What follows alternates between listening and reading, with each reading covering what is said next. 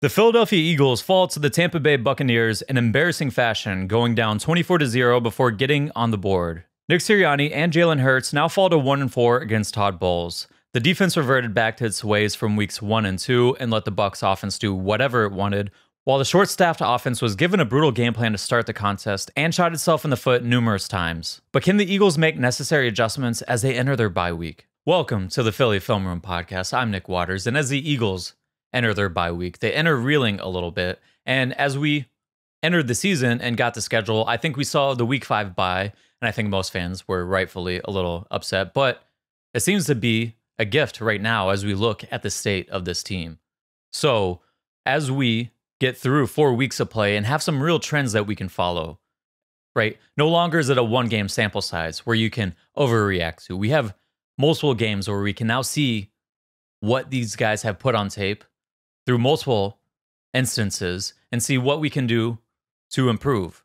And why is this important? Because if you had just looked at this team from the Saints game and said you need to make decisions based on that, it could lead to the wrong decisions. And if you just look at this team after the Packers game and make decisions just based on that, it could lead to poor decisions as well, right? You get a tale of two different teams. So having 4 weeks of play and then getting the bye week, I think it gives you, and it especially gives this team and where they're at currently, a good chance to kind of regroup, look at what they've done so far, and reevaluate and come back out with a new approach. Now, looking at what they can do and what this team did defensively against the Buccaneers, we're going to review the film.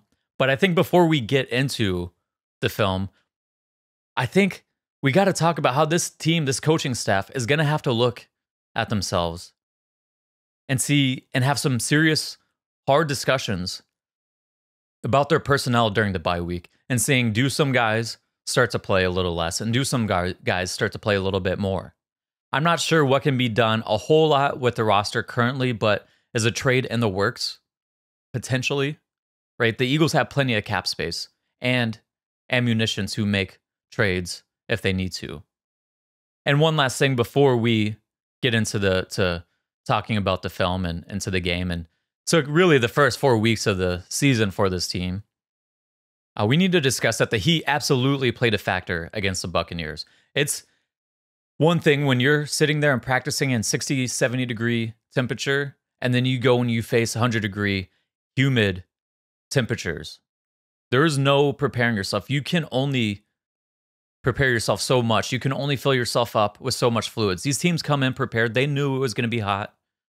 They cramp anyways. It happens every game because it is hot. It is hard to prepare yourself for that unless you acclimate yourself to that. You can acclimate your body to more extreme heat. It just takes time to acclimate to. On average, they say your blood starts to change around 2 weeks. You're not going to be able to do that in an NFL season. Best thing you could do is go sit in a sauna on an exercise bike, right? But these teams have real home field advantages that play down in Florida. The Miami Dolphins, when they ran the Broncos out of the building last year and put up 70 points, a lot of it you could tell was because that defense was dog tired. Some of that stuff you saw against the Buccaneers on Sunday.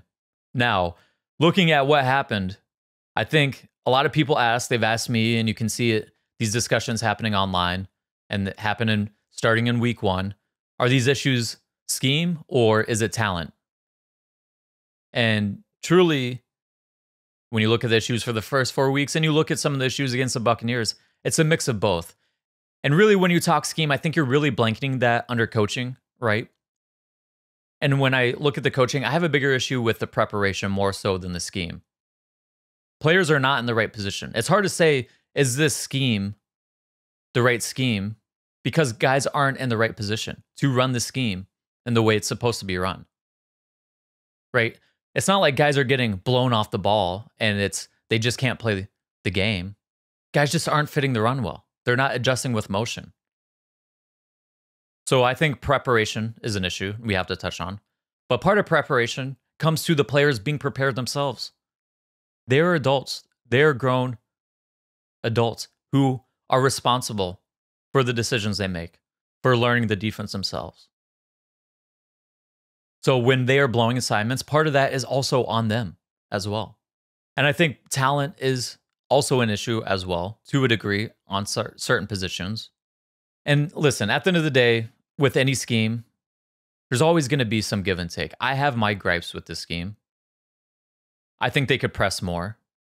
But at the end of the day, you're going to also have to be able to play off coverage because teams are going to put you into condensed splits where it's harder to press, or to stack alignments or bunch alignments where it's then harder to press. Offenses are going to force you into that if you're a team that's a press-heavy man coverage team.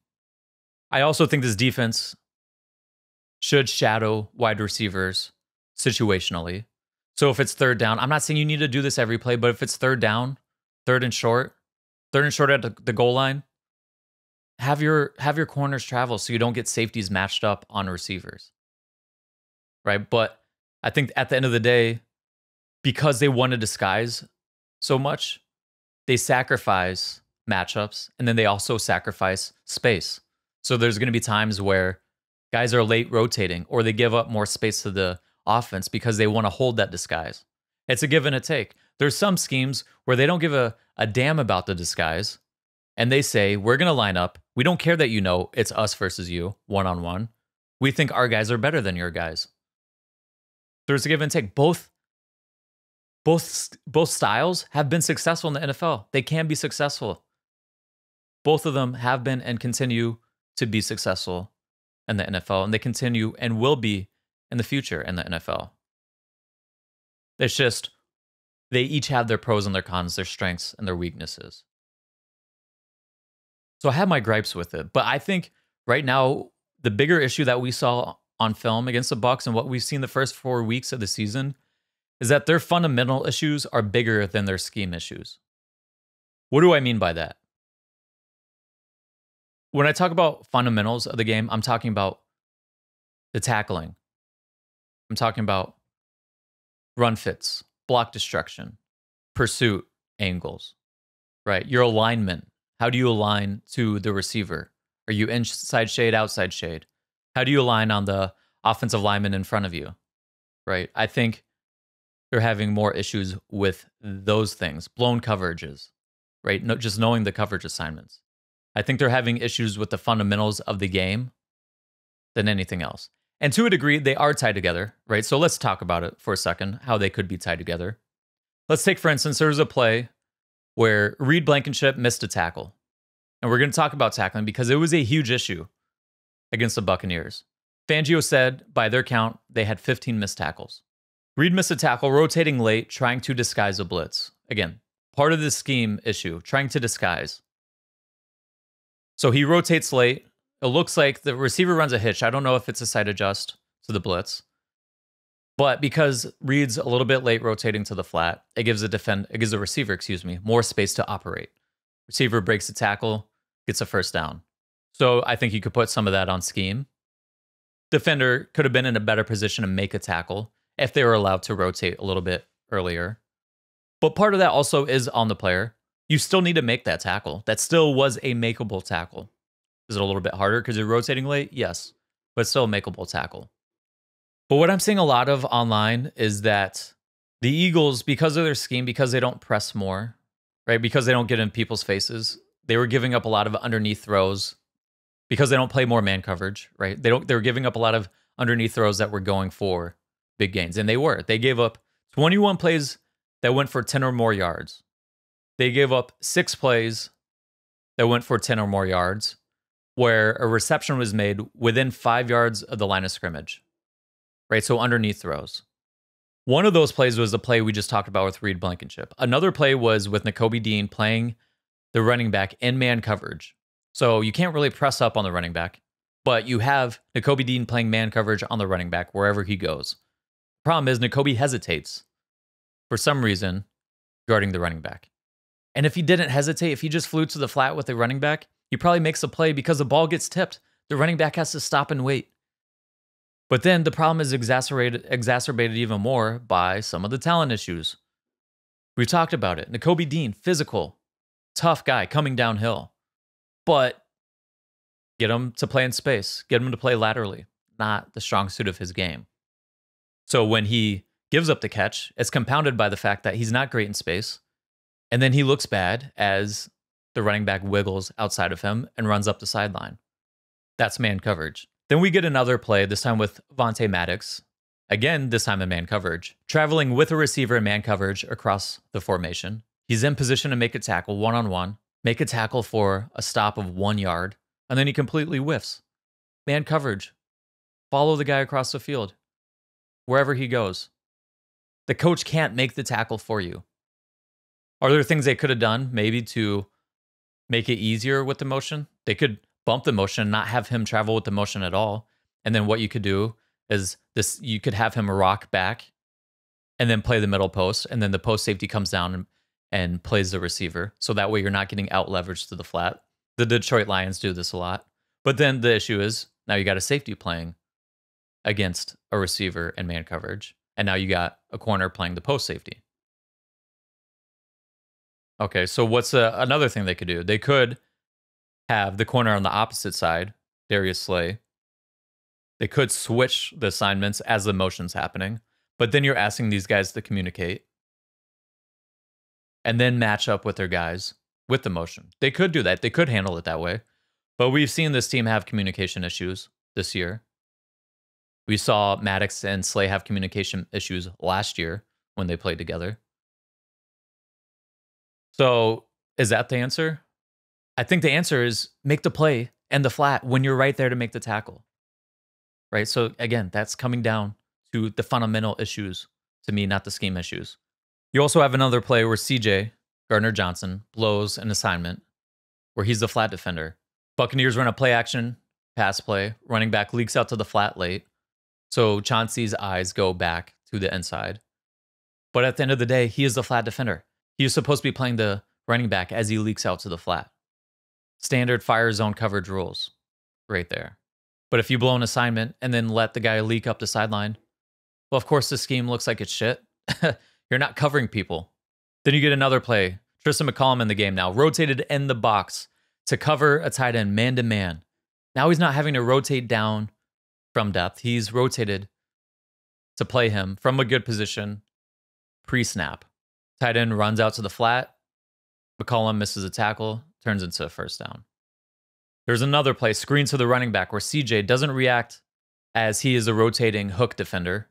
Nakobe Dean, who is the weak side hook defender, gets all the way and sees the screen. He ends up missing a tackle, but he gets all the way to the other side and makes a play on the screen before CJ's still 10 yards off the ball and hasn't even realized that the screens happened.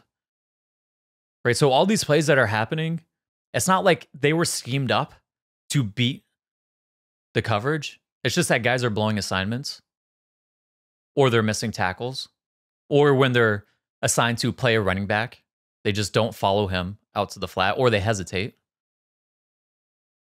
And then they miss tackles. And we'll get into some of the missed tackle issues more as we get into some of these guys individually. But like, just this stuff continues to happen week in and week out. And when you watch that, Fangio is trying to throw out different answers, and the answers aren't working because the guys aren't fitting the run right, or they're not getting off blocks, or they're not executing properly. So to me, that's an issue on the players for not executing, but an issue on the coaches in preparation and not getting them prepared. But the big problem with this is really displayed in the fact that after the Falcons game, everyone was saying you have to go to 5 down fronts to stop the run. Whereas to me, it's not the 5 down front issue. Yes, does throwing more guys on the defensive line tend to help stop the run? Yes, it does. But if you have fundamental issues where you can't fit the run right, where you can't tackle right, where you can't pursue well and take the right angles to the ball, then it doesn't matter what front you use.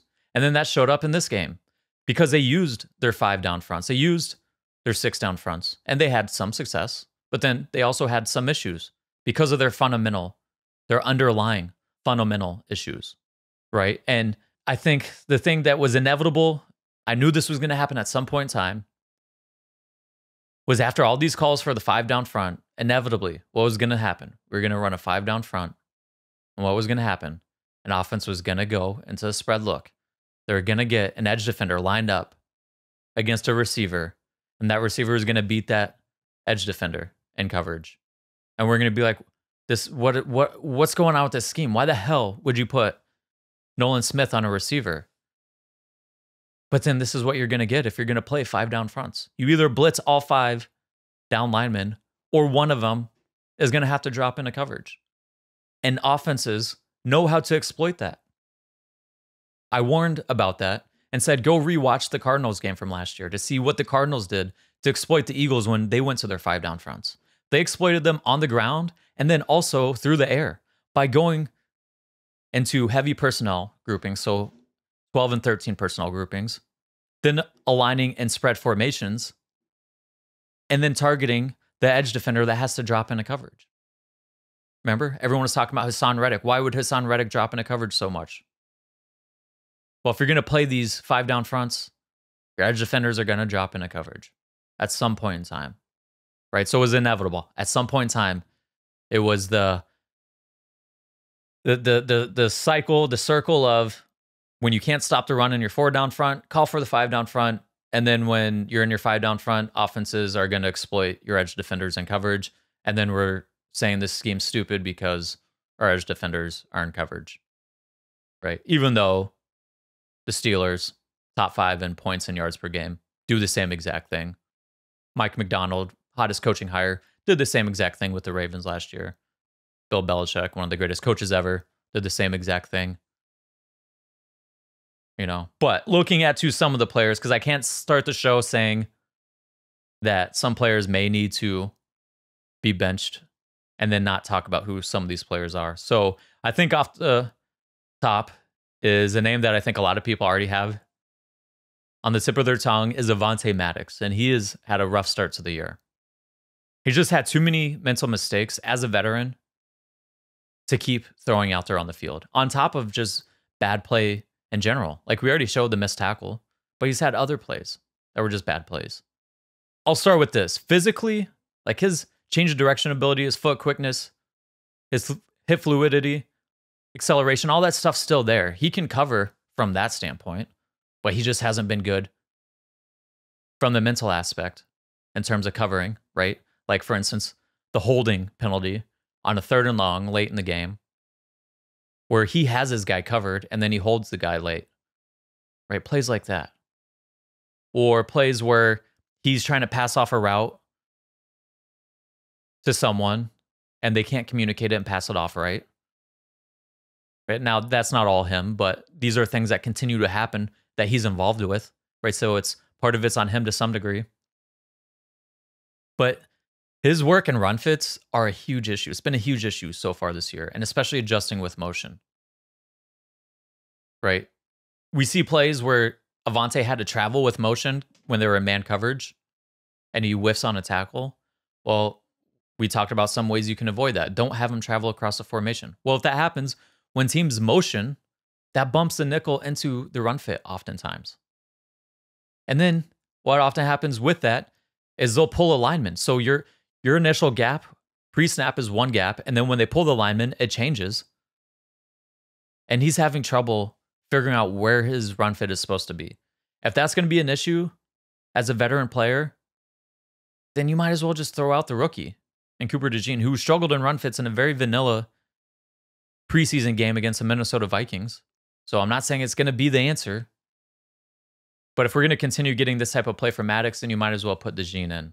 And funny enough, Fangio's come out and said Cooper DeJean is getting closer and closer to the slot corner job.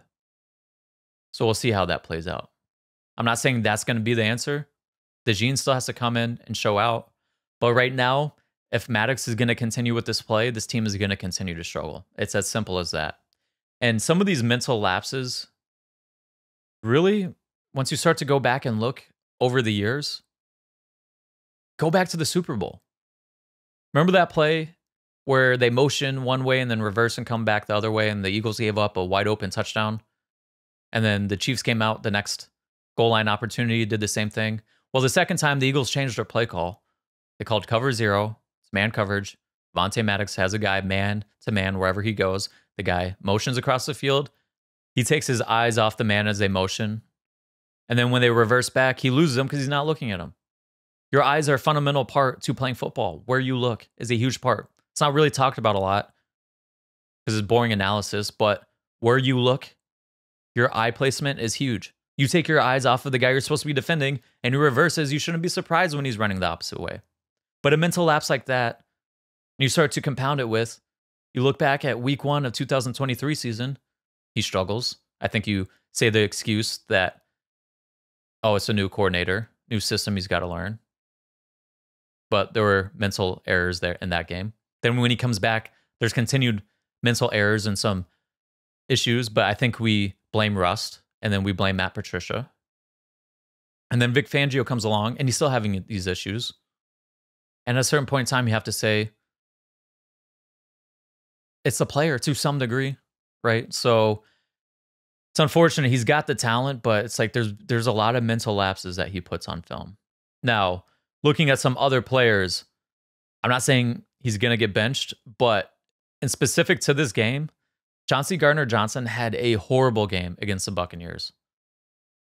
Not single-handedly, I wouldn't say single-handedly lost the game. No one single-handedly loses the game, but it's a very rough game and a game that makes you question how much you really can put him out there because of things like, number one, his tackling has been really bad. Highest missed tackle rate of any safety in the NFL this year, of any qualifying safety that's played enough snaps. And he's had a lot of missed tackles throughout his career. So this isn't like this is a one-off issue. But his missed tackles have become a serious issue. And it's not like it's just issues, plays where like he missed a tackle against Josh Jacobs where he's the post safety. The defense in front of him did a bad job of stopping the run. So you got Josh Jacobs in the open field with a full head of steam. I can understand him missing that tackle. But when he's rotated down into the box as the unblocked defender, right? Because the defense is gapped out. They have more defenders than you have blockers. This happened twice in the game. He missed the tackle. Rotated into the box already pre-snap. Misses the tackle. This has continued to happen game in and game out, the tackling issues. But even more important is some of these blown assignments. We already talked about one where he blew the assignment on the underneath coverage. But there was a touchdown where Darius Slay was in press coverage, gives up a touchdown. It looks like everyone on the field is playing a single high coverage, whether it's cover 1 or cover 3. And then it looks like CJ is off playing some split field coverage on the other side of the field. He just vacates the middle post. If your post safety vacates the middle of the post for some unknown reason, that guy can't play on the field, right? So it's one play. I'm not saying he can't play because of one play, but he's missed a shit ton of tackles, several blown assignments. This isn't just this game, right? He was brought in here for his coverage ability, gave up a big play for a touchdown against a wide receiver in Darnell Mooney, gave up a touchdown to Mike Evans in this game. I know we're saying, why is the safety matched up on a receiver? Part of CJ's versatility, part of his allure was his versatility and being able to match up on wide receivers. But he hasn't done a good job of that this year, right? CJ was a slot corner. He was a nickel corner his first 3 years with the Saints. That coverage ability has not shown up this year. So it's been a tough start to him this year. He has a talent to get back on track. And I think when you see his body language after some of the missed tackles after this game, and then you compare it to how he reacted to missing tackles after the Packers game, where he pretty much brushed it off and said, it's just a couple tackles. Well, now that it's continued to be an issue, see in his body language, hopefully his acceptance of it now helps him to put in the work to realize like, hey, all right, I need to get better with this. This team is going to continue to struggle if I continue to miss these tackles. Because at the end of the day, if you're playing gapped out and the run gets funneled to you as an unblocked defender and you can't make those tackles and you're not making them on a consistent basis, then the scheme doesn't matter. The scheme doesn't matter at that point in time. Players have to make tackles. And what do you think? What's the answer here? Again, hopefully CJ plays better. But at the end of the day, if this continues, when Sidney Brown gets back, I would not be surprised if there is a rotation among the safeties. And I think everyone thought coming into the season was going to be between Sidney and Reed Blankenship. And it really might be be between Sydney and CJ. And Reed's missed his fair share of tackles as well. He's part of the problem. Part of the problem is he is an ankle biter. So when you get into goal line situations and Baker Mayfield appears, his instincts kick in and he just dives at ankles. Right? So Reed hasn't been a whole lot better, but he's been a better tackler and he's been better in coverage for the most part. He has developed a very bad habit of diving down hard on play action fakes this year, but he's also come back and gotten 2 interceptions. He's also saved the team on blown coverages from their rookie corner at times, right? But if CJ continues down this path that he's heading down, it's going to be hard to see how the coaches can keep him on the field. Now, the problem is Sidney Brown misses a ton of tackles too. He's not well experienced at deep safety either, right? So there's some questions there, but that's something to pay attention to after we get out of the bye week. How does that improve? Or does it? Lastly, Nakobe Dean had a tough game. And the more I watched of him, the more I grow concerned. He has to win with instincts and physicality because he's not a particularly athletic player. He is undersized as well. And he is physical, but the instincts, the processing, the football IQ is just not there right now. He really doesn't seem to be grasping this defense. And much like Maddox, when there's motion, he is not adjusting and bumping his run fits with the motion. We talked about he was hesitant getting out to the flat. Last week, there was a blown coverage on his end against the Saints. And his athleticism shows up when he's hesitant. And he's really developed a bad habit of slipping underneath blocks, right? So there's a way of playing, trying to get around blockers, right? Especially when you're on the backside of runs. If they get too, if you're not able to get over top of them and stay on top of them so you can keep a good angle to pursue the run, then oftentimes you'll try to run over top and then slip underneath. But you want to use that more as a last resort because that puts you at a bad angle to pursue the ball. And you really have to hustle at that point in time. But it's become more of a first resort for Nakobe Dean, whether that's because his reaction time is too slow or he's just too slow with his foot quickness and acceleration to get to the spot he needs to get to, or it's just a habit that he's built over time where, especially in college, he was able to get away with slipping under blockers and pursuing from the backside. But right now in the NFL, his lack of athleticism is showing up. There were a number of plays where he had opportunities for a run through to make an unblocked tackle, and he's just not getting there in time. And I continue to see examples of this stacking up over and over on tape, and it is becoming an issue. And this can continue to be an issue if the Eagles rely on their 6-1 fronts and if they rely on their 5-1 fronts when they are in their nickel package, because the Eagles are trying to clog up the middle, spill the ball to the outside. That means Nakobe has to get sideline to sideline. Teams are going to expose him with speed, whether that's quick throws to the flat or running more jet sweeps, more outside zones, more toss outside zones, or toss plays in general, where you're trying to get to the outside. We saw the Bucs do some of that. So for that reason, I still think that this linebacker room still very much should be an open competition. But who's competing? Devin White clearly has an issue going on. He's been healthy scratch for several weeks, and now he's liking opposing players. He's liking on social media clips of opposing players sacking our quarterback. So there's something there going on, right? The Eagles need to figure out if there is an issue in terms of team chemistry, and if there is, nip that in the bud right away, because that can grow and become cancerous. You don't want that dissension to spread. And I understand why he's pissed. He's brought in here and has been a healthy scratch. But if he's been a healthy scratch this long, he's probably not the answer. Is Jeremiah Charter the answer? He played a few snaps, looked like a rookie. He was slow, slipped under blocks like Dean, was just a step behind. Ben Van Sumeren, best athlete at linebacker on this team. But those processing issues, I don't think he's better than Nakobe at that. I think Oren Burks really could be in play in a rotation, right? Last year we saw the Eagles start to rotate linebackers with Cunningham, Dean, and Morrow. I wouldn't be surprised if we see a rotation with Dean and Burks going forward. But we'll have to get something figured out. Either that or Nakobe's really got to lock in, especially on the run fits, man. He is just not playing fast. And if he's not playing fast, he's not a fast player. So if he's not playing fast mentally, he's going to be playing slow. Now, moving on to Darius Slay. I think I said last on Nakobe Dean, but I got my notes a little jumbled up. Moving on to Darius Slay, you can really see his athleticism declining. And this really has shown up on crack replace situations. A lot of people are saying he looks disinterested.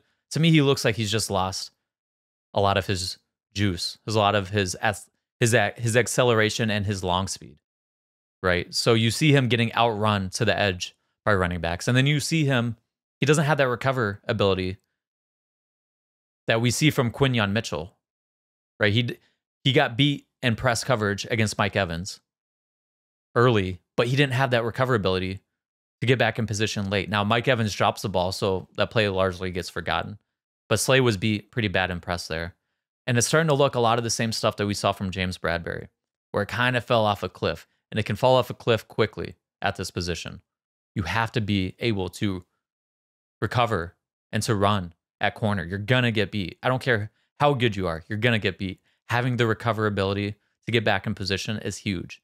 Slay doesn't have that right now. And it's showing up even in the run game. He's responsible for a number of big plays in the run because he's just getting outrun to the edge and plays where he has the initial leverage.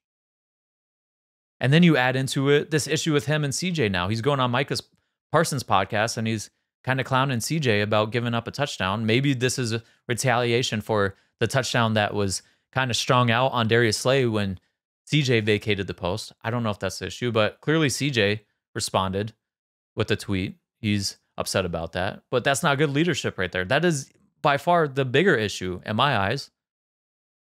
It's one thing to play bad. It's a conscious decision to go out there and do that to your teammate, right? So that's a bigger issue. Now, what's the answer? You throw Keely Ringo or Isaiah Rodgers out there? They're going to give up plays. We saw that from Keely Ringo when he got to play. I think it was last week or maybe in the Falcons game. He gave up a play. But he'll certainly be better at crack replace than Darius Slay. We saw that last year when he got to play.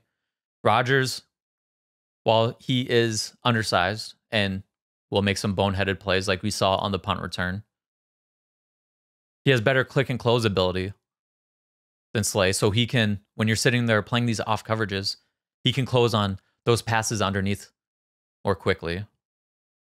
But can you live with some of those boneheaded plays? If he's making those plays on punt return, I'm sure he'll make them when he's playing defense. So I don't know the answer there. Maybe the answer is you got to go younger right there. But it's starting to look like you see some of those same signs that you saw from James Bradbury last year. You're seeing that from Slay.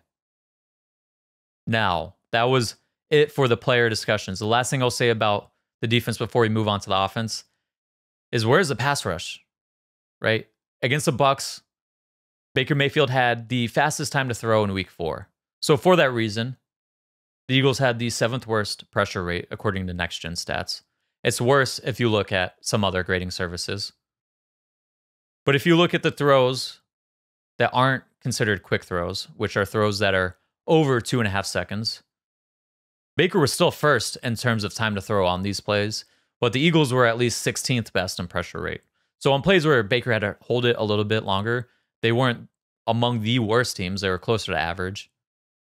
But really, if we're going to see this pass rush get going, it's not going to happen until this team's better on early downs. And we saw, and we heard Vic Fangio say this leading into the Saints game, saying they have to be better against the run on early downs, or you're not going to get 2nd and long and 3rd and long opportunities to rush the passer.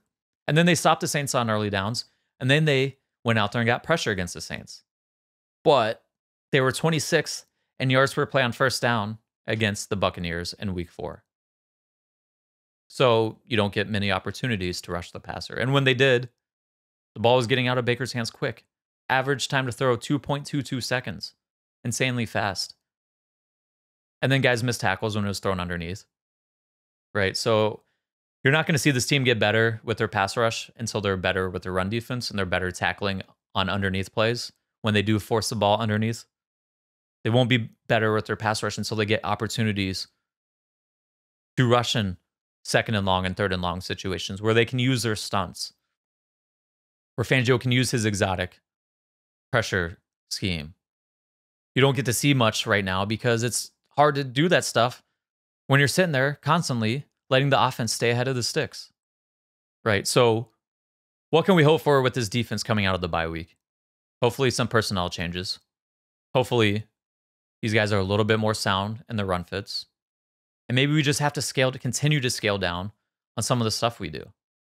Simplify some stuff. I don't really know how much more simple they can make some of the stuff. They just have to play better. But that's the hope that we have to go with. And maybe a trade is in the works at a position or two. Now, moving on to the offense. Tough day in the office for them, obviously. We knew they'd be shorthanded going into the game. They knew they'd have to likely run this offense through Saquon Barkley and Dallas Goedert. And then they finished the first quarter and Saquon Barkley has 2 carries. So at first viewing, I'm sitting there like, what the hell is going on? Again, same shit. Again, over and over. We can't give the ball to our running backs. I understand I'm not a pound the ball, run the ball because you have to guy. Right? I'm not saying I'm not one of those people, but certain times there's certain scenarios where you need to commit to the run. And in a situation where your number 1 and number 2 receivers are out of the game, coming into the game, knowing that, you need to be committed to the run. So when they had yet another game where really 2 weeks in a row where Saquon Barkley didn't get a touch in the first quarter against the Saints, ends up working out, only has 2 carries in the first quarter against the Eagles, against the Bucs. I'm a little livid on first viewing. Then I go back and look at the film, and I can start to understand why it ended up that way. The Bucs, not being idiots themselves, probably anticipated that the Eagles were going to run through Goedert and Barkley on the ground. And so they came out and pretty much a goal line defense on the first play. 6 guys on the line of scrimmage, 2 guys off the ball. So a 6-2 defense. They've stuffed the line of scrimmage. They've dared us to run the ball. Well, really, they've dared us to throw the ball and say, we're not going to let you run. And so I'm guessing they checked out of the run. I don't know if they did, but I'm guessing they checked out of the run. So I can understand why that happened. Second play, they give Saquon the ball. So 2nd and 10, they give Saquon the ball on the ground. And then third play, they throw to Goedert. They go 3 and out. Next drive, I think anticipating that the Bucs came out last time with their goal line defense, essentially, they came out with a play action pass play to Goedert. And it worked, but Goedert dropped the ball, right? Going back to the fundamental issues. You have to catch the ball, right? Fundamentals. So I understand why that happened. Next play, hand the ball to Saquon. Short game, they end up throwing the ball, they go 3 and out again. This is where the game plan gets stupid in my mind. 3 pass plays in a row, all incomplete. 3 and out. Next drive, 3 pass plays in a row. It took a 3rd down scramble for them to get a 1st down. And then they started running the ball. Then they started using a game plan that worked. Like I'm sitting there saying, I think they checked out of around the first play because the Bucs said, we're not letting you run. But knowing that they threw the ball 6 plays in a row later in the second quarter, or later after that, makes me think maybe they didn't check out of it. Maybe it was just a called pass play from the beginning. And maybe that play action pass play to Goedert, I'm giving them too much credit for. I don't know. But once they started using a game plan that worked, it really did work. When they were running with Saquon, using quick pass game concepts to Goedert, they essentially replaced a lot of the stuff they did with Devontae Smith. They used it with Goedert. Right? Slot option plays. They did some other things as well. They tried to set up a screen to Barkley, got tipped. Right? So they started doing some of the stuff that you would expect. They threw in some play action plays where Goedert and Saquon are the primary 1-2 reads. There is an alert, so if you see the guy taking the top off the defense is running wide open, you can throw it to him. But really, the first option was Goedert, second option, Barkley. And that's how the offense should have been designed. and you see Barkley get hit with a check down that turns into a 27-yard gain. Wow, would you look at that? And then in addition to that, they added Jalen to the run game as well to stay diverse.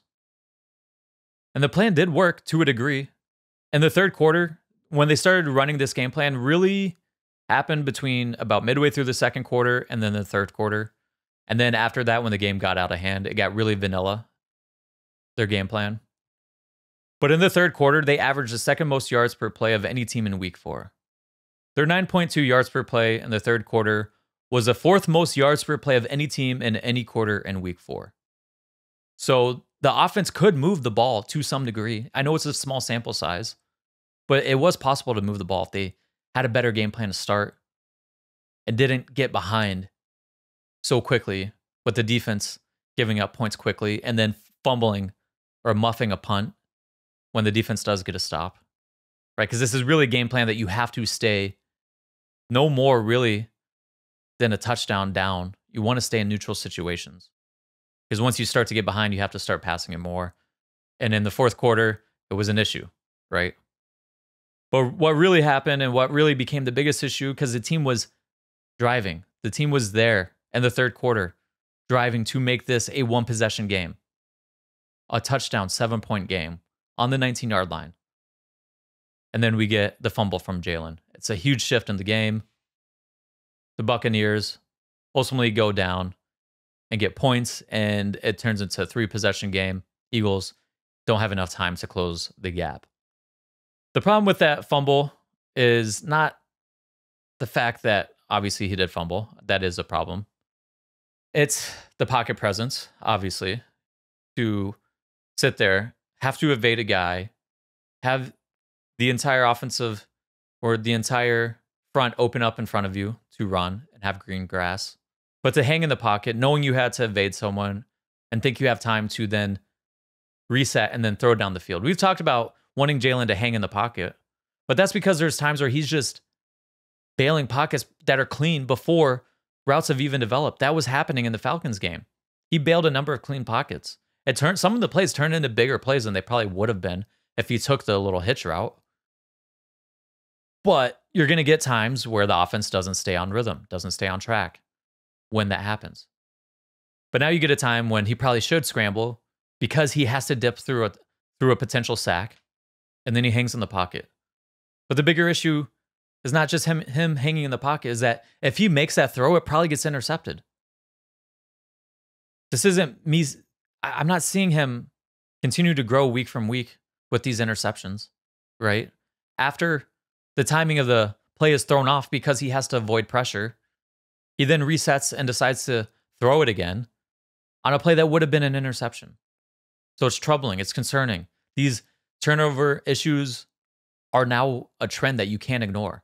He had one of the lowest turnover-worthy play percentages last year.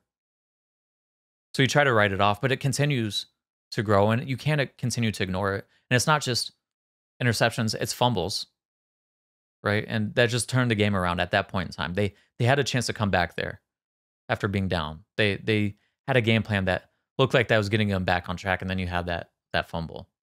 And then we add into that, pressure was a huge issue for the team this week as well. Overall, I thought picking up the exotic blitzes that Bowles was sending wasn't a huge issue. There's a couple plays where there was free runners at the quarterback where they beat the protection plan or the slide. But that's going to happen against teams that blitz a ton. They're going to get their wins every now and again. Sometimes you got to shake the defense coordinator's hand and say, good job. But there were a few bad individual plays. Mailata and Dickerson had a couple bad plays, some mental lapses. Not too overly concerned. Mailata's was more of a issue of getting off the snap late. I think Becton starting to show some of his warts. And more so that he needs to do a little bit better of a job with his strike timing, especially since he doesn't have quick feet. His ability to recover isn't very good. And we saw this play out on the sack with Vita Vea. Mekhi Becton, his strike timing's off. He strikes too early. He gets overextended. His head is way over his toes. So it just makes it easier to knock him off balance. and then Vita Vea gets by him for a sack. That was an issue. Better strike timing, I don't think that happens. But that was an issue a couple times for Becton in this game that led to some pressures. There's also a couple of plays where the running back was picking up the linebacker in pass protection, and then the linebacker would blitz, but then at the last second set a pick stunt and pick the offensive lineman for the defensive lineman to loop around. That's a hard thing to pick up because running backs don't get a lot of time to practice pass protection with the offensive line, and particularly that specific action where the linebacker is setting the pick stunt. Now, they should have been a little bit better prepared for that action because that is something the Bucs do a lot. But that's something that you'll probably see them working on, or that's, even if you don't see them working on, it's probably something they'll work on during the bye week. So I thought those were some of the biggest issues with their protection.